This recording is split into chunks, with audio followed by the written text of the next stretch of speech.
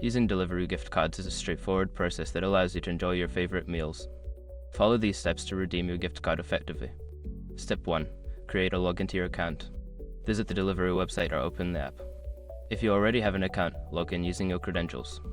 If not, create a new account by providing the necessary information. Step 2. Find the gift cards section. Once logged in, navigate to the account settings or payment section. Look for an option labeled gift cards or redeem gift card. Step 3. Enter the gift card code. Carefully enter the unique code found on your gift card. Make sure to input it correctly to avoid any errors. After entering the code, click on the redeem button. Step 4. Check your balance. After redeeming the gift card, check your account balance to confirm that the amount has been added. This balance will be available for your future orders. Step 5. Place your order. Browse through the available restaurants and select your desired meals. When you proceed to checkout, choose your gift card balance as the payment method to complete your order. Enjoy your meals with the convenience of your Deliveroo gift card.